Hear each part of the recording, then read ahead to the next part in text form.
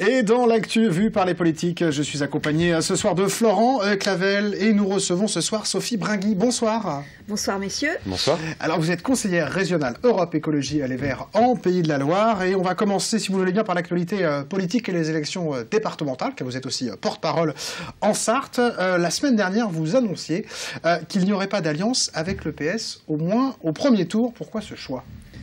C'est le choix qu'on fait à quasiment toutes les élections. En fait, en 2011, lors des dernières... c'était les cantonales à l'époque et pas les départementales.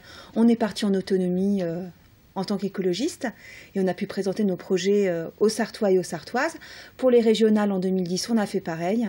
Il n'y avait pas de raison. Alors pourquoi ce choix à chaque élection alors pour le coup c'est normal. Enfin, je veux dire, je ne suis pas adhérente au Parti Socialiste et je ne partage pas le projet des socialistes. Il y a un autre message à faire passer, c'est ça ? Oui, le projet écologiste est différent. Il y a plein de domaines sur lesquels on n'est pas tout à fait en phase. Et c'est normal de laisser aux citoyens, aux citoyennes, aux Sartois et aux Sartoises, le choix, en tout cas, dans les urnes.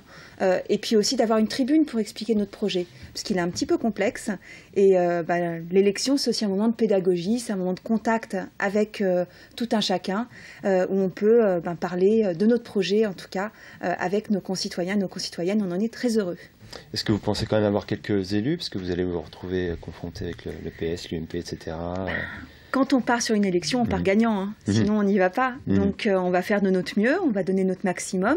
Il y a des endroits où on pourrait avoir des personnes élues, mais notre objectif c'est surtout vraiment de porter notre projet et la voix des écologistes. Parce qu'en fait, au bout du compte, ce qu'on sait aussi, c'est que les politiques, ils ont toujours un petit temps de retard, sauf les écologistes, hein, bien sûr, sur l'avenir, sur les choix. L'innovation, elle vient des territoires. Donc nous, on a plus intérêt et envie que les gens bougent, que les gens évoluent, que les gens aillent plus loin et voilà, se projettent dans l'avenir. Et nous, on veut leur proposer l'avenir qui est celui qu'on voit, qui est durable, qui est plus humain, qui est socialement beaucoup plus acceptable, en tout cas, que ce qu'on voit aujourd'hui. Les alliances avec le PS sont à géométrie variable, c'est un petit peu ça, on voit au Mans. Hein, Sur les municipales ? Oui. Sur les municipales, le choix a été fait localement. De Jean-Claude Boulard, ouais. Voilà, sur les municipales, le choix a été fait effectivement localement sur la base d'un accord très clair de ne pas se présenter au premier tour et de faire liste commune dès le premier tour. C'est une exception en fait dans le paysage. Voilà. Sur les régionales, peut-être, Jean-Christophe. Oui, c'est ça. En parlant de tour des régionales de 2015, parce qu'il y a aussi des élections régionales, on ne connaît pas encore la date, mais est-ce que vous vous représenterez ? Pour les régionales, alors c'est une grande question. C'est demain en fait les régionales, donc je devrais avoir la réponse déjà aujourd'hui et maintenant. Voilà, moi j'ai encore besoin de faire un petit bilan, de voir comment la campagne s'annonce, parce que si je me représente, j'ai envie que ce soit dans le cadre d'une campagne ouverte, avec des listes qui ont fait que moi je suis élue aujourd'hui, avec une ouverture citoyenne, et puis dans une dynamique en tout cas, voilà, vraiment d'ouverture et d'innovation. Donc si cette campagne-là se prépare, je suis, je pense, partante pour faire partie de la dynamique.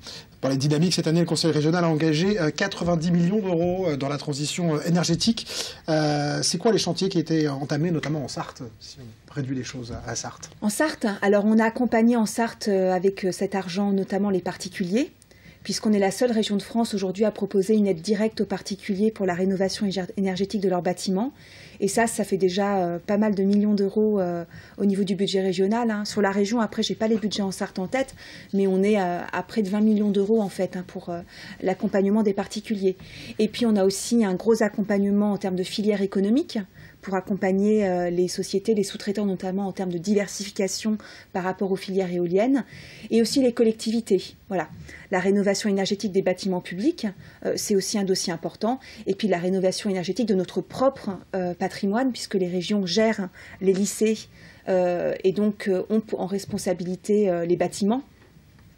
Et donc, on a des gros plans de rénovation des lycées qui aussi demandent pas mal d'argent public. On passe à l'actu locale. Ikea à Béner, dans 3 ans, 150 emplois à la clé, et pourtant ça ne vous plaît pas.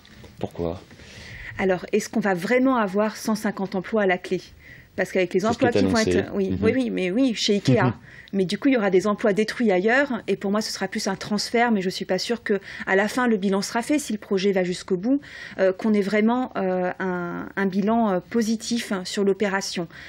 Ce que je vois aujourd'hui, moi, c'est qu'on a des zones d'activité qui existent et qui sont en difficulté autour du Mans. Rappelons quand même que Le Mans est une métropole qui a 50% de plus de zones d'activité que la moyenne française. Donc on est quand même champion de la zone d'activité. D'ailleurs, quand on arrive sur Le Mans, c'est tellement moche qu'avec toutes ces zones à traverser qu'on s'en rend bien compte. Et puis la question du centre-ville. Je crois qu'il n'y a pas une semaine qui se passe sans qu'on lise un article sur les commerces du centre-ville. Il y a eu une vraie mobilisation des commerçants ces dernières semaines. Qu'est-ce qui va se passer avec un Leclerc de 30 000 m², avec sa zone, son centre commercial? Quel impact ça va avoir sur nos commerces centre-ville? Moi, en tout cas, demain, j'aurai envie que mes enfants ils puissent faire leurs courses en centre-ville, qu'ils puissent aller avec leurs copains faire leurs trucs le samedi comme ils ont envie, et qu'ils aient accès à tout ça comme moi j'ai pu avoir accès à tout ça. Ça me semble assez important.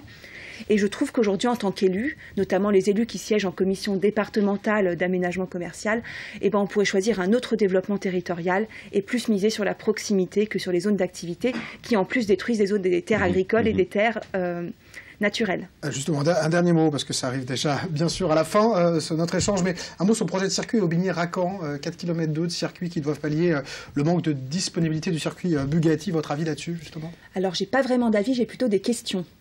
Ma première question, c'est est-ce qu'il faut un deuxième circuit en Sarthe? Je pense que les riverains du circuit Bugatti actuel, qui souffrent vraiment des nuisances sonores parce que c'est quasiment du 7 jours sur 7, seraient plutôt de cet avis.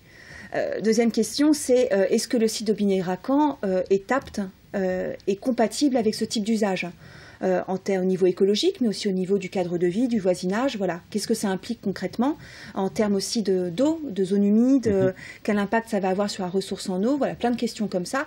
Et puis la troisième question, c'est les financements.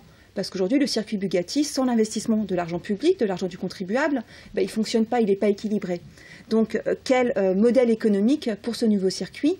Et moi, je serai en tout cas pour que les collectivités n'y participent pas. Plutôt sceptique en tout cas, pour le coup, si vous posez beaucoup de questions comme celle-ci. Ça, on touche à la fin. Voilà, je vous laisse conclure, mon cher Florent. Merci Sophie Bringui. Je rappelle que vous êtes conseillère régionale Europe Écologie Les Verts et porte-parole, notamment en Sarthe.